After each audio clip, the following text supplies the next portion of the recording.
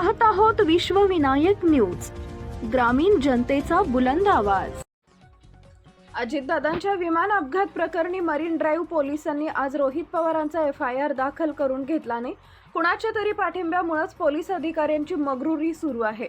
अजितदादा प्रकरणी आणि आमदारांचे असे असेल तर इतरांची काय, असा सवालही रोहित पवार यांनी केला।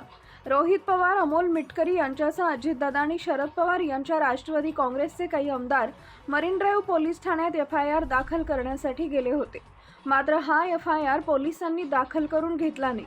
रोहित पवार म्हणाले की सुरुवातीला आमचा वादविवाद झाला, मात्र त्यांनी लॅपटॉप आणला, माझं स्टेटमेंट टाईप करायला सुरुवात करण्यात आली, मात्र एक बडे पोलीस अधिकारी आले, त्यांनी FIR करण्यापासून थांबवलं। त्यांनी आम्हाला का थांबवलं? या पोलीस अधिकाऱ्याला कोणाचा फोन आला असा प्रश्न असून आमचा संशय बळावत चाललाय। आम्हाला राज्य सरकारने आणलेल्या नव्या कायद्यानुसार FIR दाखल करण्याचा अधिकार आहे। रोहित पवार म्हणाले की आता उद्या सकाळी 10 वाजता बारामतीमध्ये FIR दाखल करण्याचा प्रयत्न करणार आहोत। ती बिल्डिंग दादांनी बांधली आहे, तिथं नाही झालं तर न्यायालयात जाऊ, ती बिल्डिंग ही दादांनी बांधली आहे।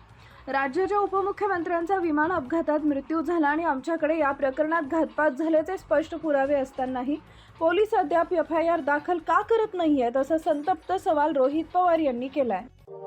अशाच ताज्या बातम्या पाहण्यासाठी विश्वविनायक न्यूजला लाईक करा, सबस्क्राईब करा आणि बेल आयकॉन प्रेस करा।